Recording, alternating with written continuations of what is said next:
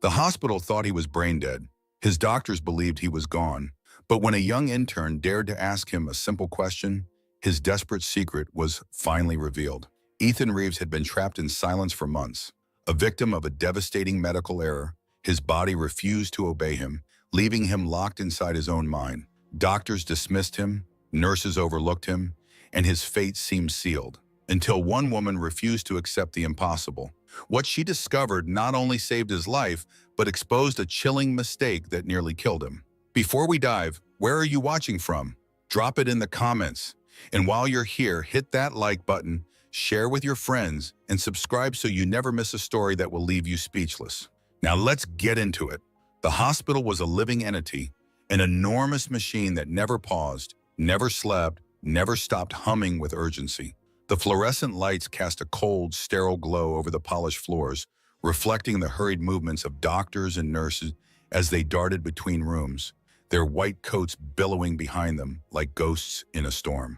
The air was thick with the sounds of life and death colliding, the steady beeping of heart monitors, the soft hum of ventilators, the distant cries of a newborn in the maternity ward, and the muted sobs of grieving families. Patients came and went like passing shadows, some leaving with smiles of relief, others wheeled away under the solemn silence of a white sheet. But in room 307, time had come to a standstill. Ethan Reeves lay motionless on his hospital bed, a body without a voice, a soul screaming into the void. To the outside world, he was lifeless, a shell of the man he once was. His limbs rested limp against the crisp sheets. His expression was slack, his eyes dull and unblinking. But inside, he was awake, aware, terrified. His mind was sharp, alert, and desperate. He could hear everything, see everything, feel everything. But his body, it had betrayed him. He willed his fingers to move. Nothing. He begged his throat to produce even the faintest whisper, silence. The messages from his brain screamed down his nerves, but his body refused to listen. He was trapped, locked inside himself. Yet the worst part wasn't the paralysis. It was the way they looked at him, or rather, the way they didn't. Ethan Reeves was no longer a person in their eyes. He was a case number, a file in a stack of patients waiting for time to take them away. He had once been a man full of life. He had laughed, loved, dreamed. He had existed. But now he was just a body. Dr. Charles Holloway, the hospital's lead neurologist, had already made his decision. Ethan had heard the conversation with his sister Laura weeks ago. He had been there listening, even as they spoke about him as if he weren't in the room. Dr. Holloway's voice had been tired, clinical, absolute. "There's nothing more we can do," he had told Laura with a sigh. "His brain function is severely diminished. The scans show irreversible damage. His mind is gone." Ethan wanted to scream, to thrash, to prove them wrong, but he couldn't move. He could only listen as his sister's breath hitched, as she broke down into quiet, helpless sobs. He wanted to comfort her, to tell her he was still here. But nobody could hear him. Nobody was listening, because to them, he had already ceased to exist. Every single day was hell. He could feel the warmth of the sun as it streamed through the window, hear the laughter of nurses chatting in the hallway. He could smell the antiseptic in the air, feel the roughness of the hospital blanket against his skin. But he was powerless to interact with any of it.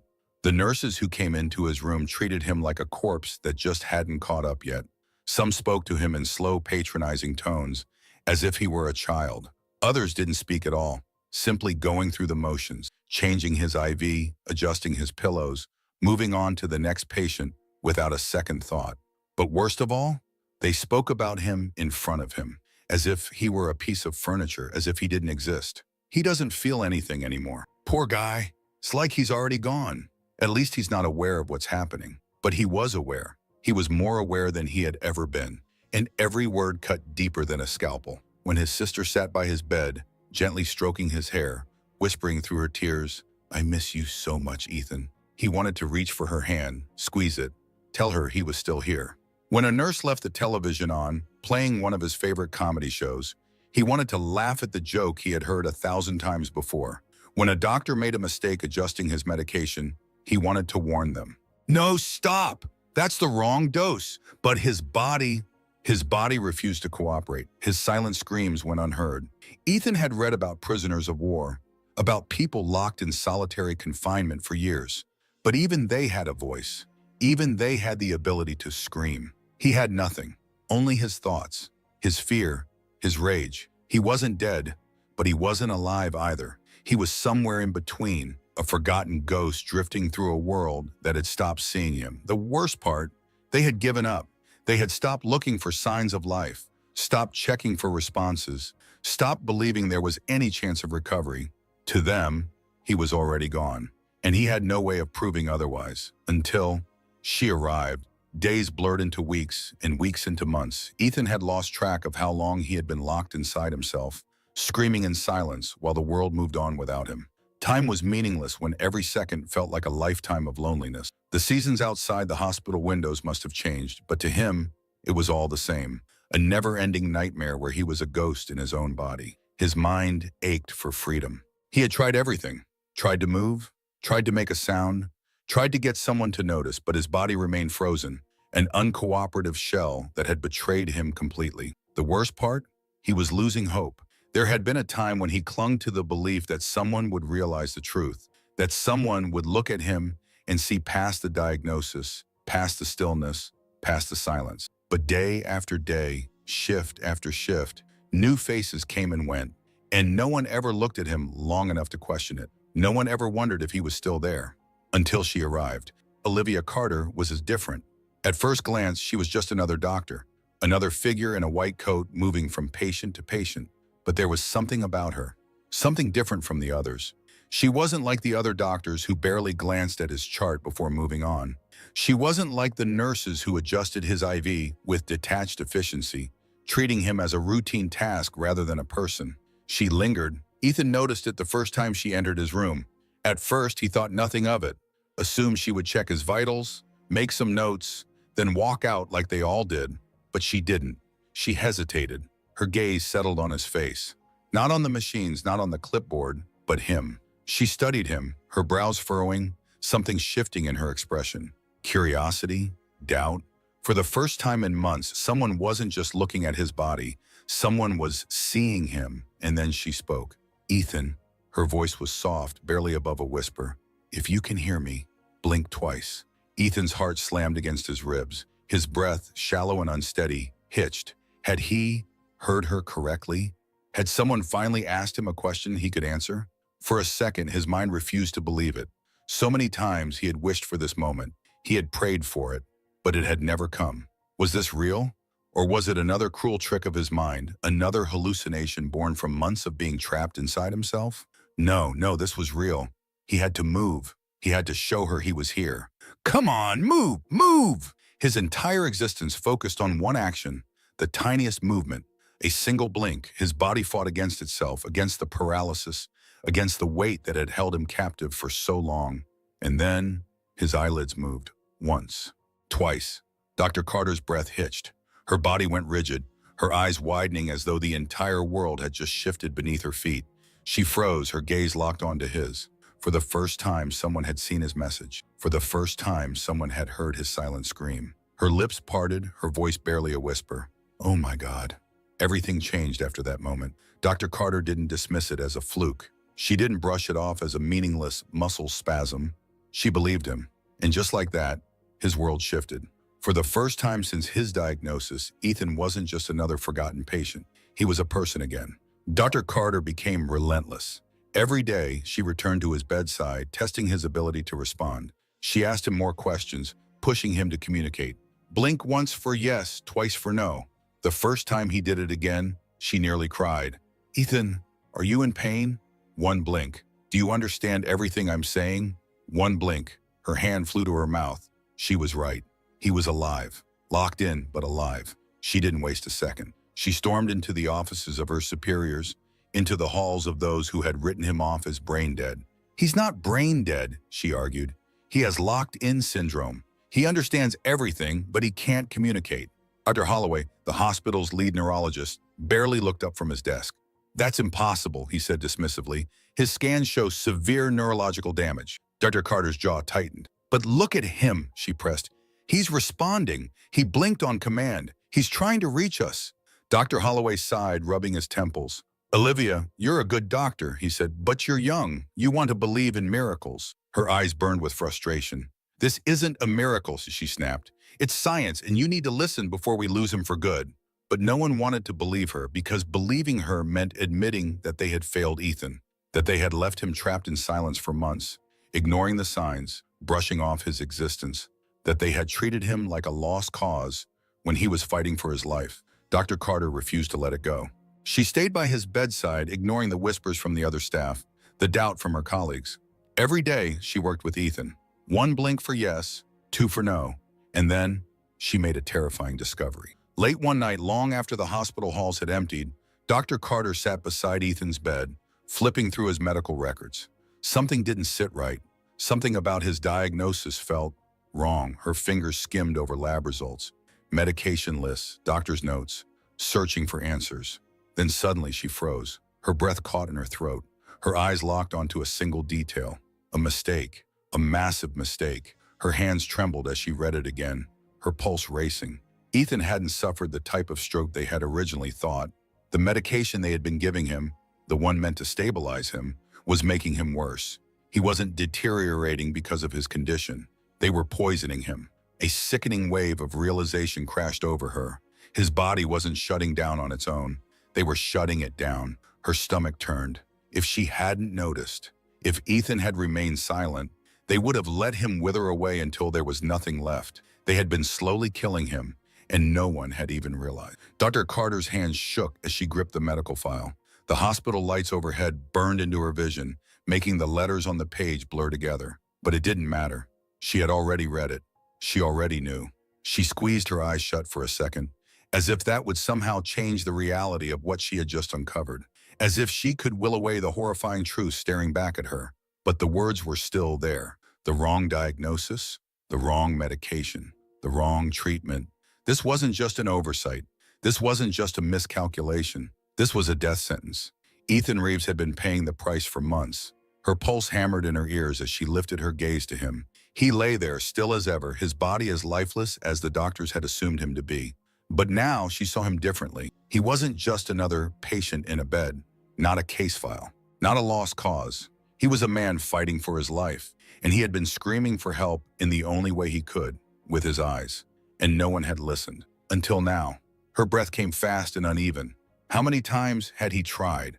How many times had he blinked, hoping, praying that someone would notice? How many times had they ignored the signs? How many times had he watched as the very people meant to save him unknowingly poisoned him instead?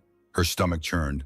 They had almost buried him alive, and if she didn't act now, they still would. With renewed determination, she snapped the file shut and shoved back from the desk. She wasn't waiting for approval. She wasn't asking for permission. She was going to save him. The next morning, the hospital was as busy as ever. But beneath the usual rush of doctors and nurses, a new tension crackled in the air. It followed her as she stormed down the corridor, the medical file clutched so tightly in her hands that the papers inside had begun to crinkle. Every step was fueled by rage, by urgency, by the undeniable knowledge that she had seconds, maybe minutes, to change the course of Ethan's fate. She didn't stop until she reached Dr. Holloway's office. Without knocking, she pushed the door open. He barely looked up. Seated at his desk, he massaged his temples with an air of exhaustion, like a man who had seen too much, heard too much, and cared too little. When he finally glanced at her, it was with the same detached patience he always reserved for interns who didn't know their place. "Dr. Carter," he sighed, placing his pen down. "What is it now?" But she wasn't in the mood for pleasantries. She wasn't here to be polite. She wasn't here to beg for his attention. She was here to make him listen. Without a word, she slammed the file onto his desk. The sound echoed through the room like a gavel striking judgment. "We need to change Ethan's treatment, immediately." Dr. Holloway sighed, rubbing his temples again, this time with exaggerated patience. "Olivia," he started, his tone one of exhausted dismissal. "I understand that you're passionate about this case, but no." So, her voice was sharp, unyielding. She took a step closer, her eyes burning into his. "Read it." His brow furrowed. "Excuse me?" "Read it, right now." Something in her voice must have unsettled him, because for the first time, he actually looked at the papers. And as his eyes scanned the words, his expression shifted. His face paled. The silence that followed was suffocating. Dr. Carter didn't look away. She watched as the realization hit. His jaw tightened. His fingers curled around the edges of the file, gripping it just a little too hard. And for a fraction of a second, she thought he might actually say it, might actually admit that they had almost buried a man alive. Instead, his voice came out quieter than before. "This is a mistake." Dr. Carter's heart pounded, but she wasn't letting him off the hook. She straightened her spine, her gaze piercing. "No," she said coldly, "you made a mistake." Dr. Holloway's eyes flickered up to hers. For the first time since she had arrived at this hospital, he looked afraid. Within hours, Ethan's treatment was changed. The medication that had been suppressing his body was stopped. New therapy began, and then a miracle. The first time he moved his fingers, Dr. Carter nearly fell out of her chair. It was small, barely noticeable, but she saw it, and when she whispered, "Ethan, if you can hear me, try again." His fingers twitched a second time. She nearly cried. Days later, his hand moved, then his foot. And then one morning, as she was adjusting his pillow, she heard it. A whisper, a sound so faint, so weak that she almost thought she had imagined it. But she hadn't. D-do-k. Her entire body froze, her breath caught in her throat. "Ethan?" she whispered, barely breathing. She leaned in, heart racing. "Did you just say something?" He blinked. "Once. Yes." Her heart pounded. She swallowed, barely able to contain the emotion rising in her chest. "Say it again." Ethan's throat worked, his vocal cords struggling against the months of disuse, but he forced it out. "Doctor." Dr. Carter's hands flew to her mouth. She had spent so long being in his voice. Now finally, he had his own. The day Ethan spoke a full sentence, the entire hospital went silent. Dr. Holloway stood at the foot of his bed, his expression unreadable, his face drawn tight with something bordering on horror.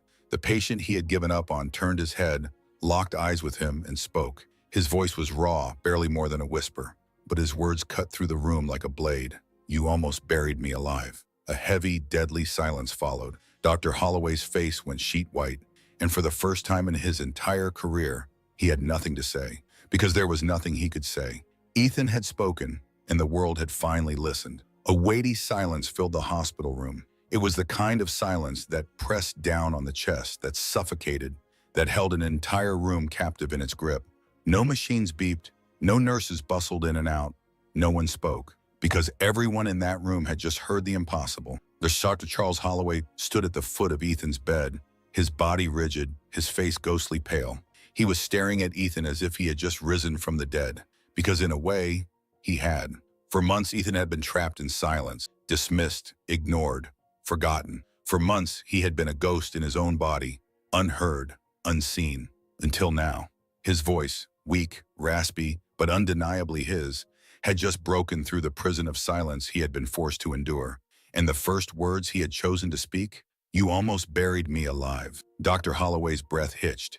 His eyes widened, his hands clenching into fists at his sides. For the first time in his long medical career, he was speechless. He opened his mouth as if to respond, as if to say something, anything, but there was nothing, because no words could undo what had been done. There were no excuses that could erase the months of suffering, the neglect, the near-death sentence that had been disguised as medical care. The weight of his mistake hung between them, heavy and suffocating, a mistake that had almost cost Ethan his life. Dr. Carter stood beside Ethan's bed, her arms crossed, her expression unreadable. She didn't look away. She didn't try to soften the moment, didn't offer Dr. Holloway an escape. She had fought too hard for that. And Ethan had fought too hard for that. So she let the silence stretch. Let Holloway sit with the truth. Let him feel the weight of what he had done. Let him stare at the man he had almost condemned to an early grave. Holloway's throat bobbed as he swallowed hard, his fingers twitching at his sides, his mind undoubtedly racing for some kind of justification, some kind of explanation. But there was none. There would never be one. After what felt like an eternity, he turned on his heel and walked out of the room. He didn't offer an apology, didn't try to defend himself, didn't say a single word. And Dr. Carter knew he would carry this moment for the rest of his life. Ethan's recovery was slow. There were days when progress felt like an uphill battle, where his body refused to cooperate, where frustration gnawed at his mind, where the simplest movement felt impossible. His muscles were weak, stiff, unwilling to remember what they had once been capable of. There were days when he wanted to give up, but then he remembered. He had come too far to stop now, because now he had a voice that had been stolen from him for too long, and he would never be silenced again. Dr. Carter remained by his side through every milestone, The first time he lifted his hand, his fingers trembling with effort, she cheered. The first time he moved his legs, she held back tears. And the first time he sat up on his own, locking eyes with her and whispering, "Thank you," she smiled, but her eyes shone with unshed tears. "You saved yourself," she told him. "I just made sure the world finally listened." When Ethan finally left the hospital, he wasn't just another patient. He wasn't just a man recovering from a medical mistake. He was a miracle, a living testament to the dangers of medical oversight, to the power of persistence, to the undeniable truth that sometimes the people we dismiss as silent have the loudest voices. Because Ethan, he had never been gone, never been lost. He had been screaming all along, and now the world would never ignore him again. Ethan's story is a powerful reminder that sometimes the people we overlook have the most to say. If this story moved you, don't let it be the last one you hear. Subscribe now and be part of more incredible stories that deserve to be told.